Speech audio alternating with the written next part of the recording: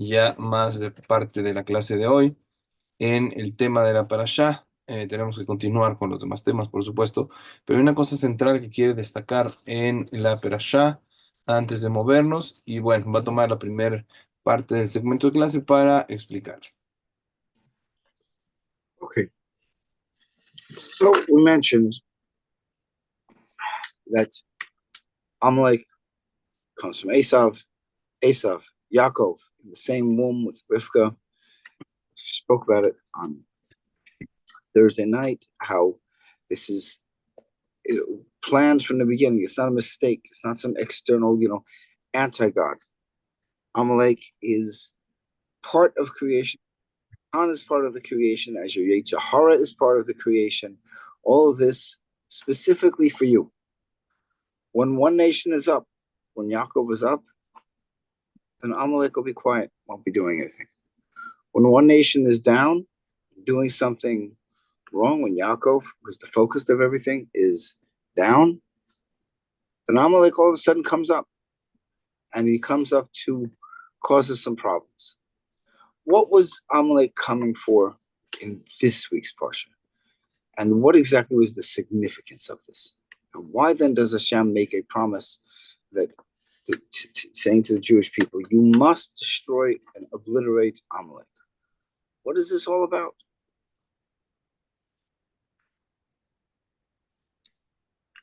Bueno, entonces el Rab quiere tocar el tema de Amalek. Nos dice que Amalek, por supuesto, es parte de el plan que Hashem tiene para su pueblo Israel.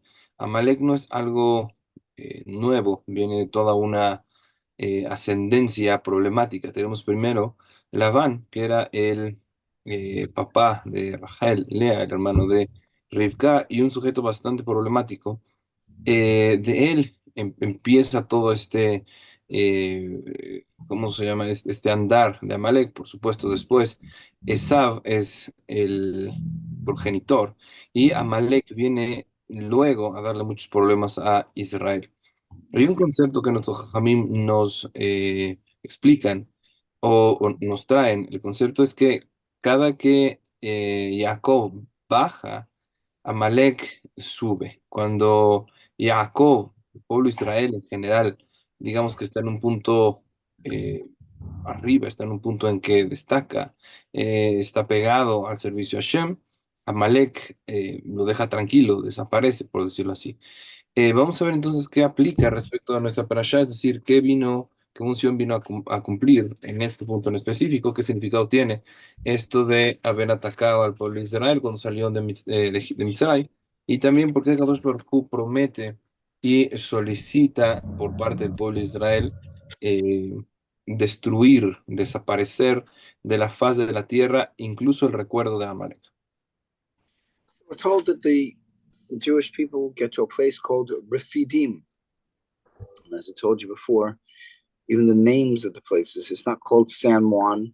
It has no meaning. Okay, the place of Refidim, every word in the Torah has meaning and is explaining something much deeper from behind. What happened at Refidim? Rafu Yedehem Min HaTorah. That means that they putting an emphasis, let me just move that. She's putting an emphasis on the study of the Torah. They were busy on their way. They were going in the Midbar. Yeah, we're on our way to Mount Sinai. We'll deal with that. We'll deal with learning Torah later. But whichever little things we have, which was not so little, they had huge amounts, we're going to, take a break. We're busy over here. Don't you see we're traveling? Oh, Rafu Yedaim in the Torah. And just like we had at May Mara, okay, they ended up again. Samu Am Lamayim, same Parsha, same thing again. They don't have water, Torah. One is like the other. And then Hashem sends Amalek at them. You didn't get this the first time, that you have a responsibility, if you're Jewish, to constantly be learning Torah. You didn't get it.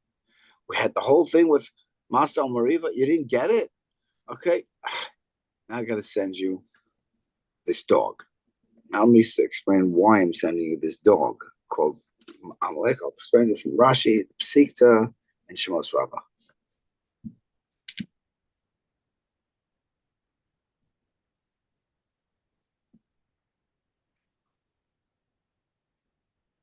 Estaban en Refidim, dice el Rab.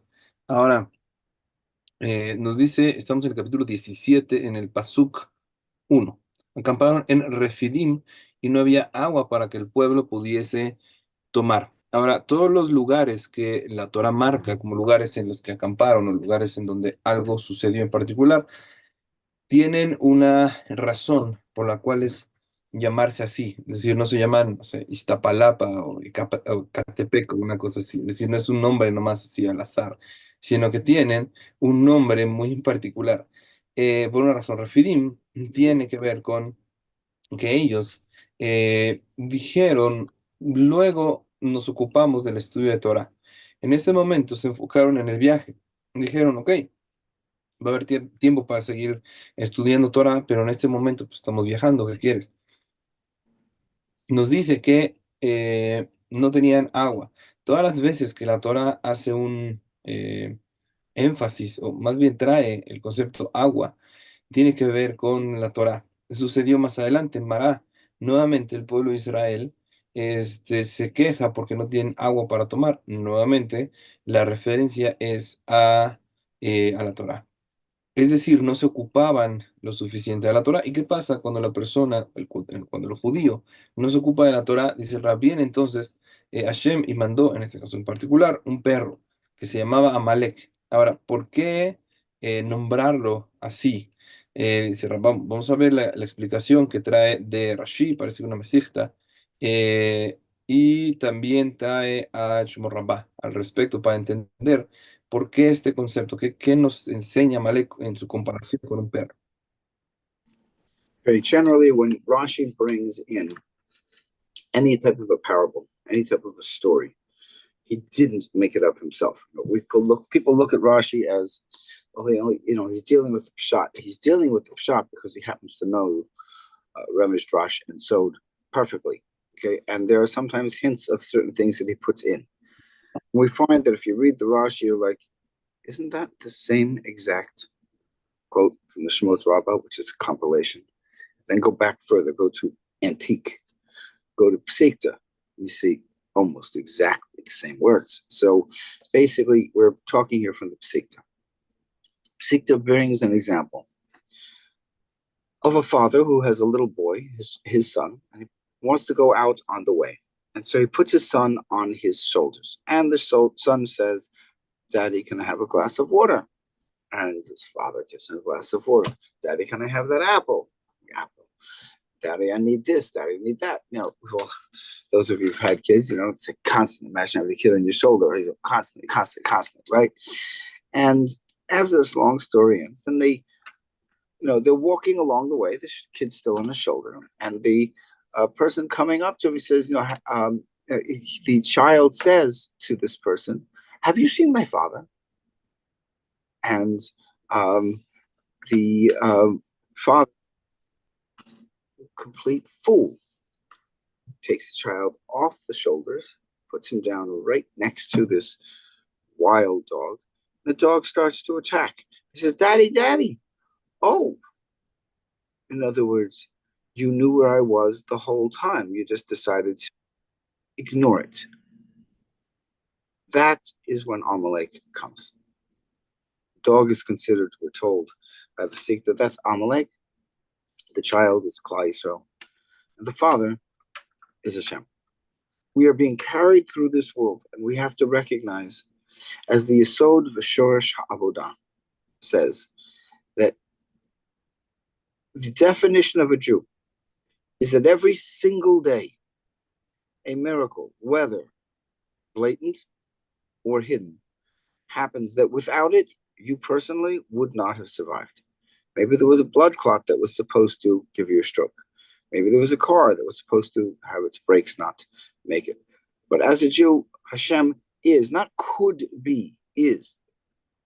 Protect you each day. That is what Anshe Knesset Gadola meant. He's explaining very well Anshe Knesset Gadola when it says, on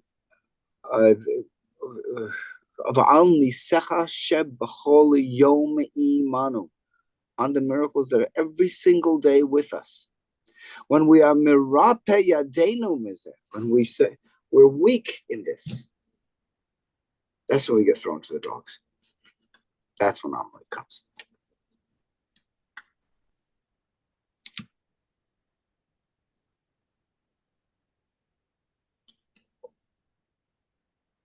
Dice Rab que Rashi trae una historia, es muy curioso porque Rashi lidia con el pshat. ¿Qué significa el pshat? Significa el sentido simple de la interpretación de la Torah. Hay varios niveles de interpretación. Rashi lidia con el más básico, si podemos decir de ellos. No significa que Rashi no sepa o no hubiera sabido las otras interpretaciones, seguro lo sabía. Simplemente decidió explicar siempre el Pshat. Ahora, cuando él trae una historia, normalmente la historia que trae no es una historia que él se inventa, normalmente vas a encontrar esta historia en alguna otra fuente, tal vez en un midrash o en una psicta, como dice el rab que sucede en esta ocasión. Ahora, ¿cuál es la historia? Es una parábola que trae Rashi, en donde nos dice que hay un papá que va caminando ahí por la calle, donde sea, y va cargando a su hijo en los hombros. Entonces, pues el hijo de repente le pide al papá, no sé, un vaso de agua, el papá se lo pasa y así continúa su camino. Hasta que llega en un momento y se encuentra alguien, de repente hay un perro ahí ladrando. Y el hijo de repente le dice a la persona, oye, mi papá, dice, ¿sabes dónde está mi papá? Pues, ¿qué hace el papá? Agarra al niño y lo baja y lo pone frente al perro. Y por supuesto el perro hace todavía más ruido y le quiere así lanzarse sobre él y el niño se espanta y dice, papá, papá. Y entonces el papá lo vuelve a cargar de vuelta. Lo que tendríamos que aprender aquí, en este mashal, la moraleja, es que Akadosh Baruj Hu siempre está con nosotros, siempre nos está cargando, por así decirlo. Y de repente lo que sucede con uno, sin embargo, es que, pues bueno, no reconocemos estos milagros que todo momento suceden para con nosotros. Ahora, el Yesod Shoresh HaAvodah es un libro que tiene que ver con la explicación del porqué de cada uno de los rezos. Nos habla que la definición de un yehudí es de una persona que diariamente va a ver milagros, diariamente está involucrado en su vida, sobrevivir de día a día es un milagro. Ahora, nos dice nuestro Jajamim en particular en estas secciones, en la tefilá, que una persona que no reconoce los milagros es una persona que está perdida, en verdad. En cada momento algo sucede de lo que Akadosh Baruj Hu nos protege. Por ejemplo, podría ser no vale, un coágulo, una cosa así, que de un momento a otro está allí y puede poner en peligro la vida. Sin embargo, nada sucede porque Hashem determinó que no va a suceder. La persona vive básicamente de milagros. Ahora, cuando una persona decide no enfocarse en ello y dice, ah, todo es la naturaleza, todo sucede así normal, como la naturaleza lo dicta, entonces es cuando nos dan una probadita, es decir, como en la historia, bajan a la persona y lo enfrentan con el perro para que reconozca que su vida no la dirige él, ni es al azar, sino hay un Dios que está viendo por su bien todo el tiempo. So now we over here, Mexico, Israel, wherever you are, you think, this is a very interesting time in history. Had I been there, I woulda, coulda, shoulda. No, you wouldn't have. Okay, because you don't understand their nisyanot, their troubles. What happened during the 40 years out of Egypt, and 41 years, because the getting out of Egypt was 1 year. It would take 18 minutes at the end, but the makot were 1 year long altogether. So during these 41 years, as we already discussed with the makot, it wasn't like sitting back watching a television show. It was a lesson for life. It was explained to me that Bowman explained this to me. Victor Miller says it all the time. I don't wonder who got it from who. That it's basically like embryonic Yisrael. It's the time when we're an embryo. This is where we're becoming what we are. And the lessons that were here, every last dot of it, every word has 100% to do with how you are going to remain a Jew and bring yourself to the times of the Mashiach. There is nothing here that's historical. Okay, and let's play it this. Oh, well, that's what was then, or that test isn't what I'm going. Really, if you think that test isn't what you're going through, I suggest you look at the Rashi. Rashi's not enough. Go look at the Kliya car. That's not enough. Take a nice swig of tequila. And again, look at the Or Chaim. And if you still have questions, maybe you need to go into yeshiva. Okay, but you'll probably start to find out why this is. And Dafka mentioned it in that order. Rashi gives you pshat. Here, Rashi's pshat is usually much deeper. Kliyakar starts to ask the questions and show you what's going on behind it. And the Ur Chaim says, behind it. How far behind do you want to go? Let's get their feet wet in the Zohar. But what pasuk are you referring to at this point? The entire Yitzias Mitzrayim and going through the Midbar. So now we're going to be dealing. I'm going to get back to this, but why Amalek now? Why do I need Amalek specifically? Why do I need the dog? Why did Hashem have to create the dog? Just throw me off his shoulders. Let's give me a smack. What's the dog for? Who's the dog? Ok, entonces el Rab dice que donde quiera que estemos observando en toda esta parte de la Torah que tiene que ver con Yetziat Mitzrayim, tenemos que saber que es una situación complicada, no es fácil entender. Hay un montón de ah, palabras que tienen implicación, hay un montón de cosas que vienen a darnos una y otra enseñanza. Y estos 40 años en el desierto, o el año que pasó el pueblo de Israel allá en Mitzrayim, son prueba de ello. En total, bueno, el punto es, mientras el pueblo de Israel estuvo en Mitzrayim y durante las Makot, durante eh, estos golpes, las plagas que Hashem mandó a Egipto, no era simplemente un show para que el pueblo de Israel viera, es decir, ok, vamos a ver los fuegos artificiales y los problemas en los que se mete Mitzrayim. Era mucho más que eso. El Rabbi Dormil, en palabras de Rab Bowman, menciona que el momento, este año que pasó Israel en Mitzrayim, en el proceso de las Makot, fue como un estado embriónico, si así se puede decir. Es decir, el pueblo de Israel se estaba gestando durante este año. Es en este año en donde nos convertimos en un pueblo, en lo que nos definió. Y ahora, o sea, este pueblo de Israel con lo que creció, con lo que se desarrolló, iba a permanecer como tal hasta los días de Mashiach. Ahora, cuando uno ve Rashi, uno empieza a tener una idea de lo que hay ahí. Sin embargo, además de Rashi, hay muchos otros comentaristas. El Rab menciona el Kli Yakar. El Kli Yakar va todavía más dentro de una explicación profunda. Luego, dice el Rab, si te atreves a ir al Ora Haim, igual y necesitas un tequila antes de meterte al Ora Haim, que es mucho más complicado. Y si sigues con preguntas, dice el Rab, ya vete a una yeshiva a meterte a fondo en el estudio de esta parasha en particular. Ahora, el Rab quiere ir de Rashi, que dijimos normalmente trae el pshat, el sentido simple de la explicación de la Torá. Sin embargo, en esta ocasión, o en este pasuk en particular, trae una historia. No es usual que Rashi haga de esta manera. Sin embargo, dice el Rab, vamos a ver otros comentaristas de entrada. Parece que va a traer el Kliyakar para ver cómo de profundo está cómo se llama la enseñanza al respecto. Okay, who exactly is Amalek? Really? Why is it sent to us? From where does it come from? What's got to do with you today, wherever you are? Let's take a look at Masechet Gittin. Masechet Gittin says that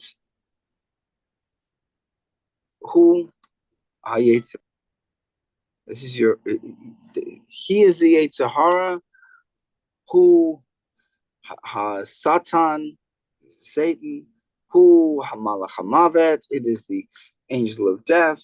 Start talking about angels. Why don't we take a look at somewhere else? Satan is also called Samael. Okay, and Samael is also called the angel of Esav. also called Amalek. Oh, same thing. Hmm. All right, fine. So we're not talking about some ghoul or goblin. Get you know, no, that's not what's going on over here. What do you have to fight? Whether it's a nation coming from the outside and it's more blatantly obvious, or whether you're just a little thick, but what's going on is your own Sahara. It's all the same thing. Hashem creates this for you so that you can grow. Because if life does not have troubles and you were just put here for nothing and life is very boring, then Hashem's ignoring you and you have no reason to live. Your reason to be here, Adam la'amal yulad. A person is born to struggle, to work. The struggle that you have is that you need to struggle constantly in your service to Hashem. You guys are getting towards the end of the conversion course. If I'll ever finish, I know that's what Moshe's thinking. If the guy ever shut up and finish, maybe we'll get to the end of the conversion course. Okay, but the point is, don't be, wow, I got it, I did it, I passed the test. I don't. Really starting, guys. Now the Sahara takes over. Now the tests really start. Now let's take a look at Moshe and his hands, and Hor and Aaron holding their hands up during the war with Amalek. Yeshua fighting. The hands go down. They start to lose. The hands up. They start to win. What is this? Ahora, ¿quién es realmente Amalek? ¿De dónde viene Amalek? ¿Qué tiene que ver conmigo, en todo caso, con nosotros, en el presente? Masaje Gittin nos habla respecto del Satán, hace una comparación o define qué es el Satán. Nos dice, el Yetzer Hará también es el Satán y el Satán también es el Malach Hamavet, es decir, el ángel de la muerte. Ahora, en otro lugar define quién es el ángel de la muerte, cómo se llama. Entonces, su nombre es Samael, un nombre que normalmente no se dice, él es Musamahmem, ¿sí? Entonces, y curiosamente es además el ángel de Esab, el ángel que está encargado de Esab y de Amalek. Entonces, hay una relación con todo esto. Básicamente, el Satán es el ángel encargado de Amalek. Ahora, no es que hablemos de fuerzas externas a Hashem, por supuesto, está encargado por Hashem que cumpla la función de ser el ángel de Esab. Tampoco estamos hablando de monstruos o cosas así, sino que estamos hablando de aquella fuerza que hay en estas incluso naciones y que las dirigen acorde a la voluntad de Hashem. Ahora, ya sea una nación que viene a atacar de una forma física y pone en peligro físico la vida de las personas, o sea por dentro, como el Yetzer Hara, de todos modos, la persona en su vida va a tener problemas, retos, pruebas, como sea que lo llamemos, y va a tener tentaciones. Ahora, esto es parte de la naturaleza de la persona. Si no hubiera problemas, una persona que no tiene problemas, que se preocupe, porque probablemente a Hashem ya no le importe esta persona. Le dijo, ¿sabes qué? Vámonos, no quiero saber nada de ti, que todo te vaya bien, y simplemente así. Entonces, es necesario que haya ese tipo de cosas. ¿Por qué? Porque la persona está en este mundo para trabajar, para esforzarse, para mejorar. Esa es la función. Y esto habría que hacerlo constantemente. Ahora dice el Rab que están llegando al final del programa de conversión, está terminando este programa de conversión que inició el año pasado. Una persona tiene que saber, muchas veces hay un error básico que se comete y el error es, ya acabé el programa de conversión, ya, todos estos días, 2 horas de la noche, exámenes, estrés, y ya, me voy a relajar. Lo peor que una persona podría llegar a hacer es relajarse. A partir de este momento en que termina el programa de conversión, la persona inicia todo este sistema de pruebas, de situaciones que van a pasar en su vida. Por lo tanto, pues en verdad no hay que confundirse, apenas empieza la diversión. Ahora, dice, vamos a ver el otro, la otra sección que tiene que ver con la lucha que hay entre el pueblo de Israel y Amalek, y cómo es que Moshe Rabbenu de repente tiene que levantar las manos y cuando las baja, el pueblo de Israel empieza a perder la batalla, sale también Yehoshua, como se llama la batalla, y después Aarón y Hur sostienen las manos de Moshe Rabbenu para que no caigan y cuando mantiene las manos arriba, entonces va ganando el pueblo de Israel. Está muy raro todo esto. Vamos a ver cuál es la explicación. Okay, Yud Zayin, Yud Aleph. והיה כאשר ירים משה ידו וגבר ישראל וכאשר יניח ידו גבר עמלק. So when Moshe has his hands up, he's over there davening to Hashem, and Yeshua is having a battle. So then when Moshe's got his hands up, Israel is winning. And if he's tired and he puts his hands down, then Amalek starts to win. And the whole thing, Aaron Kor, let's put the hands, have other people help him. Okay. Magic show? Is that what's really going on? No, that's not what's going on. That's the point. No magic shows. Let's take a look first. It says here in the Mishnah Rosh Hashanah, when Moshe would lift his hands, he was successful. And wow, the hands of Moshe make it war, or they destroy what's going on in the war. But rather, this is all to explain to you that when Yisrael is looking up and subjugating, very important word, subjugating their hearts to their Father in heaven, they'll be successful. And if not, they will fall. And then he brings in here the Mechilta.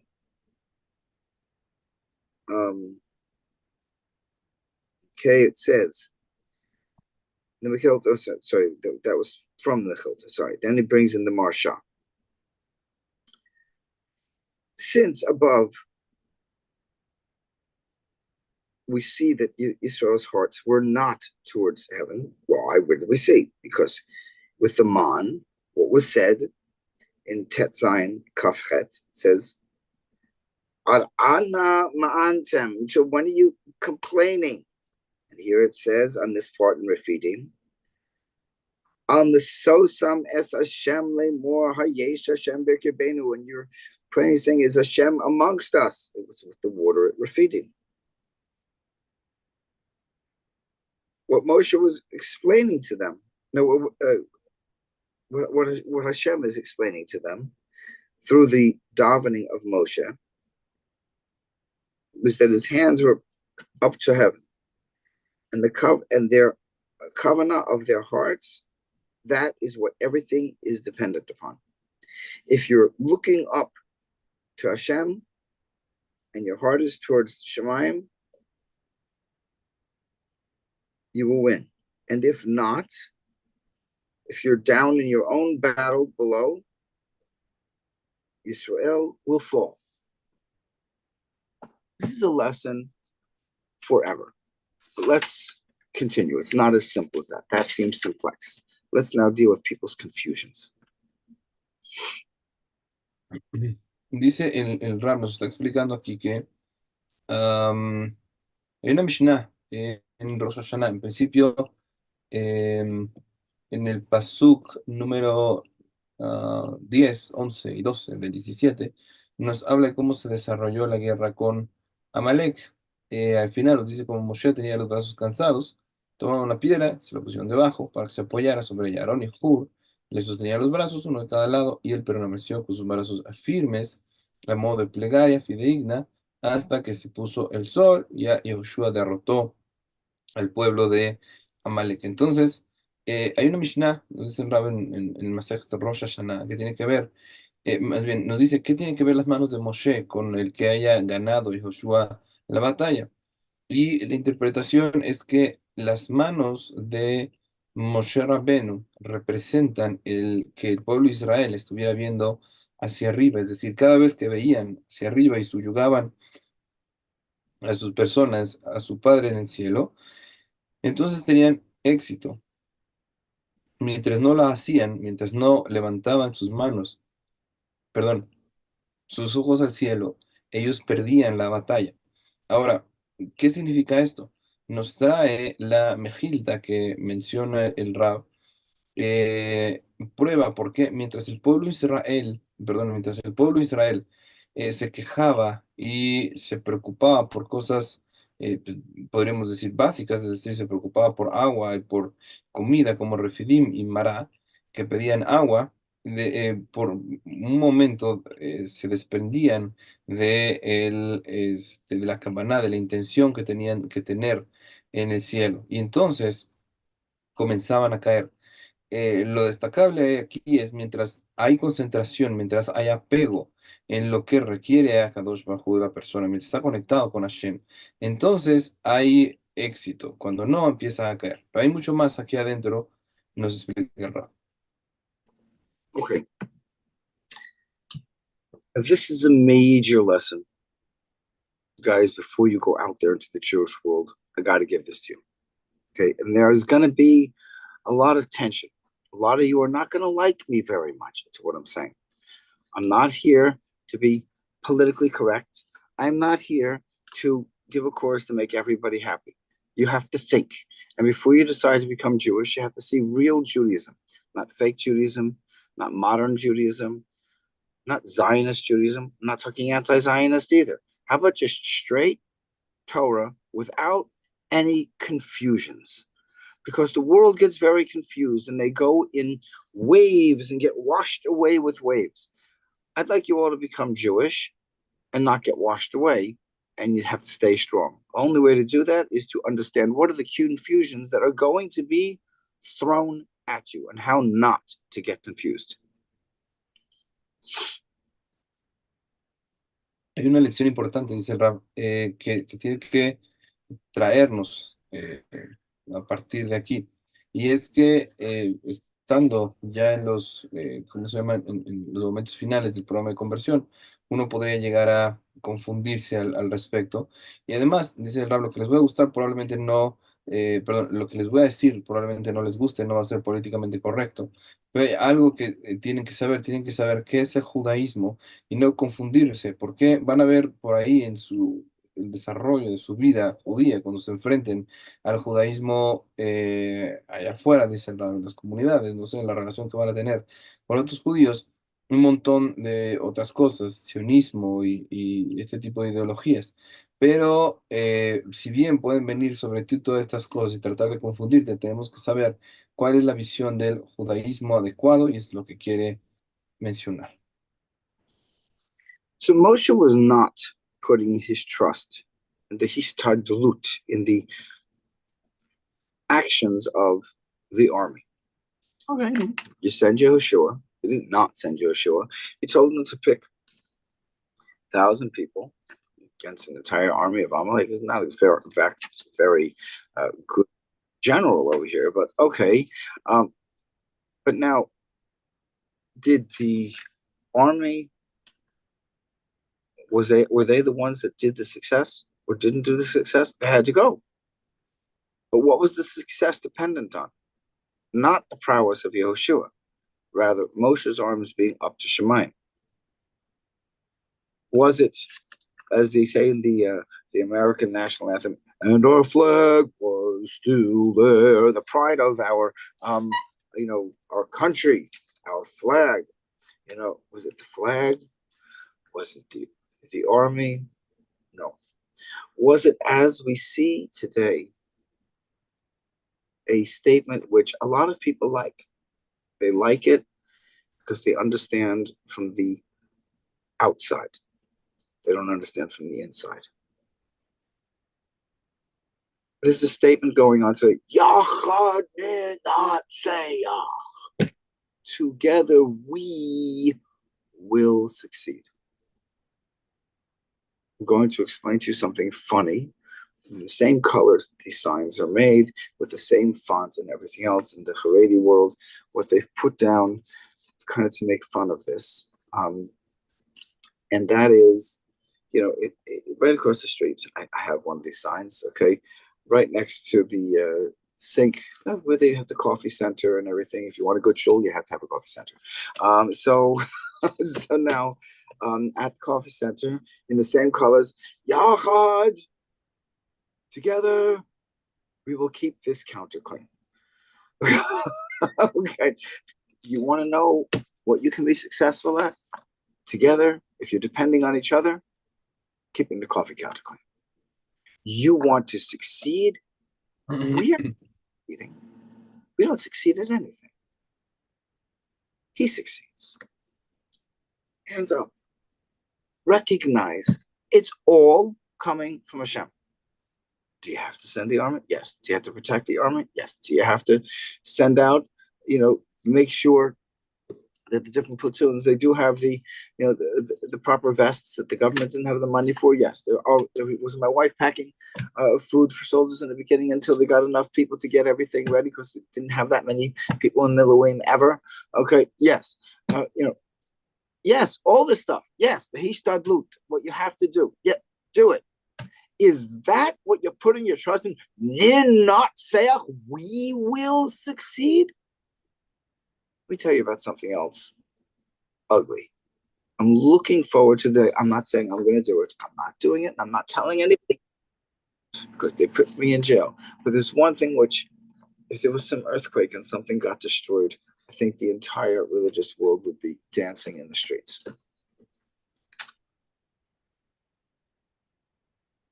I didn't understand the saying on the coffee center. Okay, the thing around the table, they have it at the back of buses. They have it at bus stops. They put it on people's cars. There's flags all over. Yachad I got ninot that. say. I got that. But what they put in the coffee center, what it was? Okay. And they We put will clean it Yachad up or together. We'll clean up the coffee counter. clean up. Okay. That we can do. Entonces dice el Rab que cuando vemos lo que Moshe Rabbeinu hizo en las acciones que se desarrollaron ahora en la guerra, en el enfrentamiento bélico que hubo entre el pueblo de Israel y Amalek, vemos que Moshe Rabbeinu en ningún momento confió en el poder del ejército. Moshe Rabbeinu estaba rezándole a Hashem, tenía las manos ahí levantadas, de una forma de súplica a Hashem, y él sabía que mientras él hiciera esto, habría éxito y no dependía las fuerzas o la estrategia en particular del ejército. Ahora, tenían que ir seguro, tenía que haber un enfrentamiento físico también. Sin embargo, la guerra o el éxito no dependía de su fuerza, sino la plegaria de Moshe. De repente, probablemente los himnos de los países, en el himno americano tiene que ver, menciona la bandera y la confianza que se tiene, la fuerza y demás. Todos tenemos esto en nuestros himnos nacionales, pero nuevamente se enfocan en la unidad y la fuerza que un país puede tener para defenderse de un enemigo en común. Y en Israel ahorita hay un sentimiento muy nacionalista. Se habla y se dice juntos venceremos, un poquito para darse ánimos, dice pero muchas veces el darse ánimos también genera un error. Y este error es creer que nosotros vamos a tener éxito en lo que estamos emprendiendo, cuando en verdad, si bien tenemos que hacer el ishtadlut, tenemos que ver porque los soldados tengan el equipo adecuado, tenemos que ver porque haya dinero en el país para que se puedan comprar las armas, para que puedan los soldados también tener alimento, armamento y demás. Eso no constituye el éxito de la persona. Entonces, últimamente han venido a poner sus stickers y todos lados. Y como juntos venceremos, juntos lo lograremos. El Rab dice, hay un chiste local ahí en las sinagogas que en particular en la suya ponen ahí juntos, podemos limpiar el área de la cafetería. Entonces, diciendo, ok, tal vez eso lo podemos hacer juntos, pero todo lo demás no depende de nosotros, depende totalmente de Hashem. Ahora, el Rab quiere decirnos algo más. Dice, hay un lugar que si cayera un terremoto ahí en Israel, le gustaría que fuera lo primero que se desmoronara. No sé de qué nos va a hablar, pero es lo otro que quisiera comentarnos. Every Jew in this country has seen this thing. As you get out of the central bus station in Jerusalem, there's this big monument, big long stick. It's very up, okay, made out of stone, not stick, the thing of stone, and it says at the top, Core. We will remember. Let's talk about all the fallen soldiers. We will remember. Hasn't the thing always been his core? He will remember. When you say we will remember, that sounds very innocent to you, and everyone likes to take their picture next to all the the tourists. They feel like they're we're part of it also, and we also support the Israeli army. I also support the Israeli army very much so. Okay, however, I don't think that it's knees core. So if I'm gonna remember something, I don't know how much memory I have left. I mean, but he score.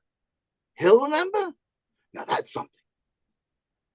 If we focus, it's one small little thing. This looks like national pride. People get very, very confused, especially Garen. You're coming out from a loyalty to, I don't know, to some rag on a stick. And now you're coming to something real. And so you think, oh, Israeli army, or no, Knesset, or this or that. And oh, I'm going to put my loyalty into this. Just chill it down. Look at the Torah. Where do you put your loyalty? Where do we not get confused? If we're paying attention to us and what's going on in Yehoshua's battle, Moshe sent Yehoshua, but Yehoshua was looking at Moshe with the hands up, and he understood that the power is coming only from Tefillah. Yeah, he's out there fighting, but the point is Moshe's hands, not no, you won't get anywhere that way. You'll lose it. If it's knees core, if it's will remember, we're in big trouble.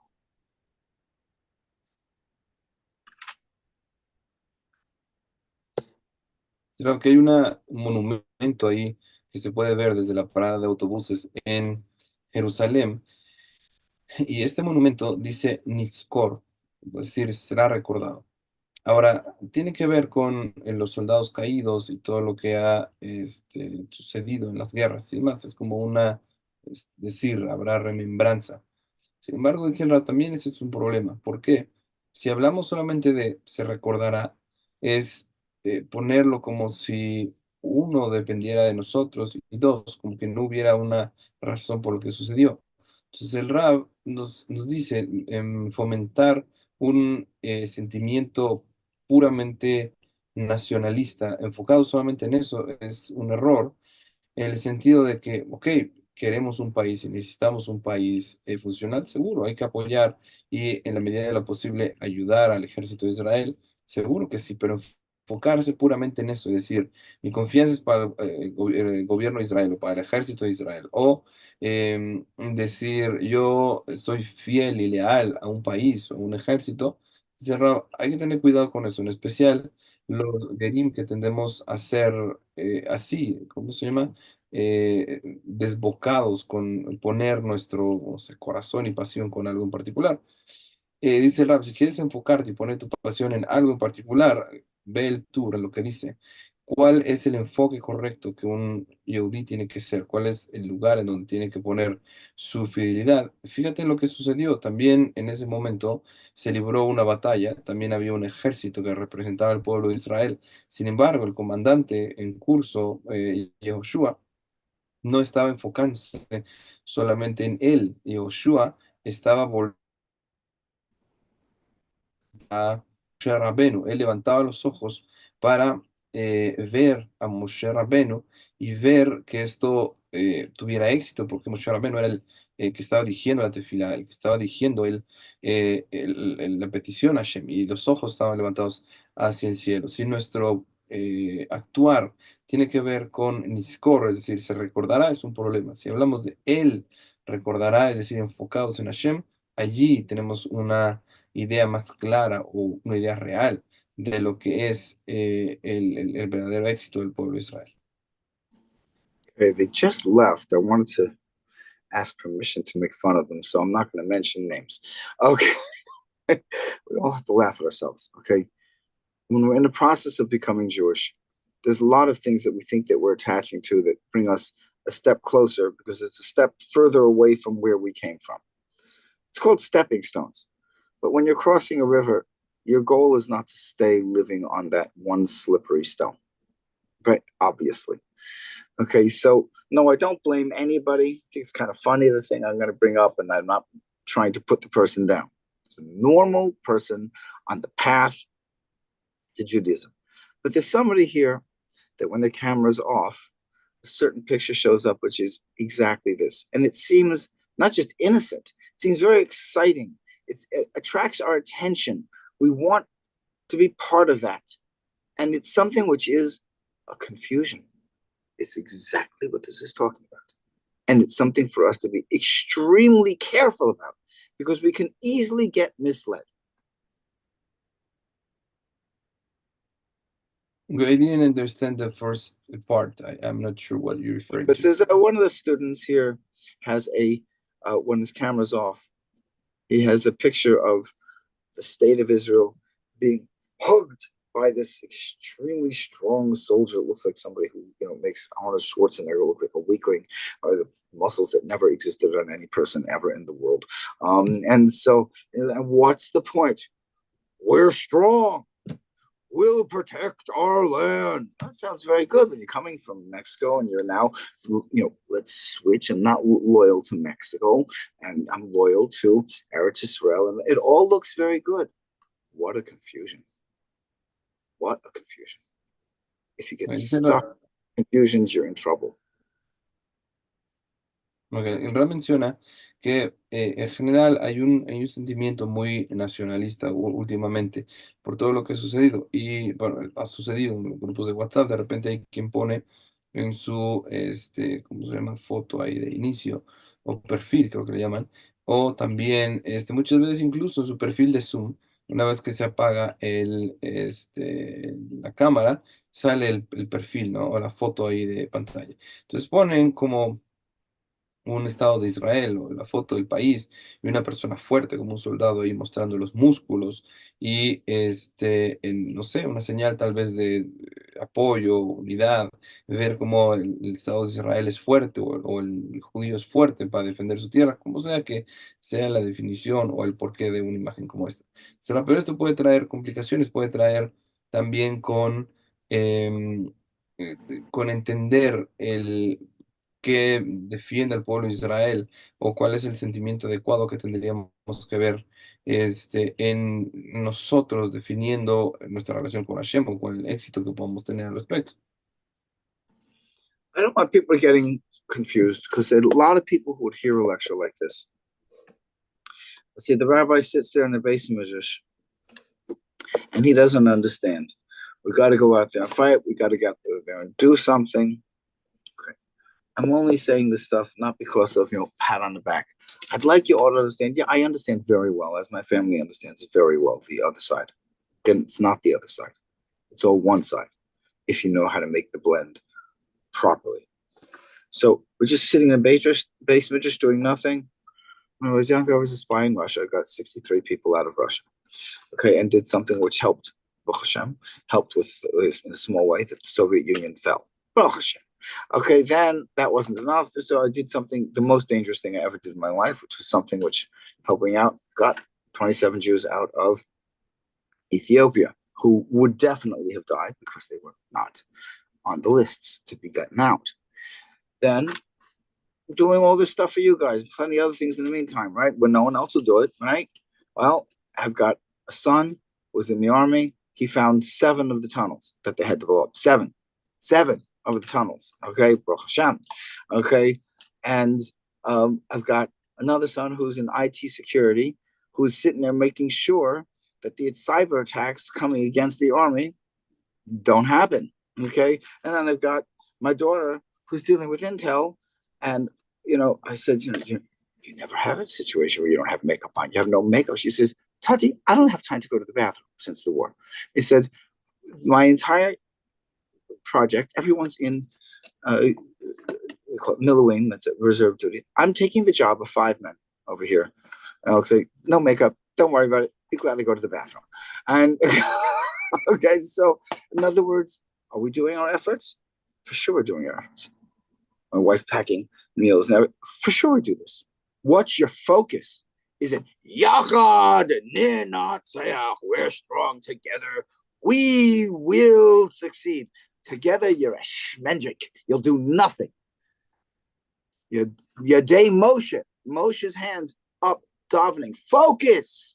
Remember that everything's Hashem. Yes, you have to do your thing. Yes, Yoshua has to go to war. But come on, hello, that's not the focus. And we're not proud of we're strong. We're going to hug the Medina. We will keep it together. You're not going to keep anything together, you little shmendrik.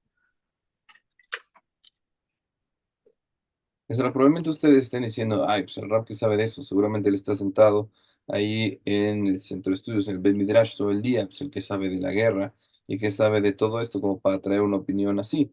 Sin embargo, es el rap, él y su familia también entienden bien eso. Ahora, lo que les va a decir, o que nos dijo a continuación, y voy a traducir, no quiere decirlo simplemente para darse palmaditas en la espalda o como algo ahí de orgullo. Se los quiero decir porque es una realidad y el por qué nos está diciendo esto. Dice que él tuvo la oportunidad cuando era joven de trabajar como espía en Rusia y durante ese trabajo, labor, él pudo sacar a 36 judíos de Rusia. También, dice el rabbi, hice mi parte en la caída de la Unión Soviética, bueno, parte chiquita, pero lo que se pudo haber hecho. También participó cuando los judíos fueron rescatados de Etiopía. Se vio una familia, 27 miembros de ellos, que no estaban en las listas y ya estaban prácticamente sentenciados allí en Etiopía.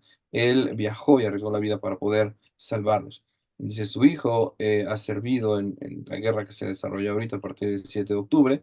Él, como parte del ejército de Israel, fue uno de los que encontró, él en particular, 7 de los túneles que se han encontrado allá en Gaza. Su otra hija estaba trabajando en inteligencia.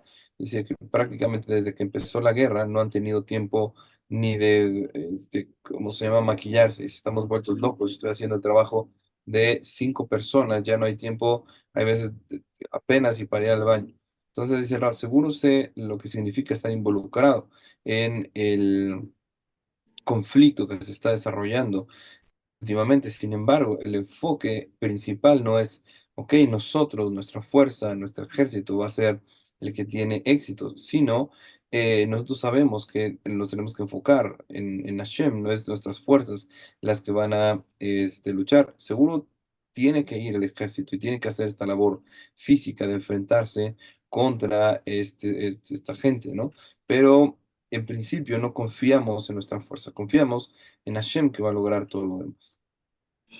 Okay, sit. Let's go for a break, and then we're going to get back to Yom Tov. We're going to start with Sukkot, finish Yom Kippur, Yonah, the whole thing. Oh, but let's move forward. Okay, we should stop the recording because it's the next subject. Right. Muy bien. Vamos a terminar entonces esta sección de 3 días de Parashat. Vámonos entonces de regreso vamos a hablar de, ¿cómo se llama? Ya vimos la Parashat. Vámonos a regresar a Yom Tov.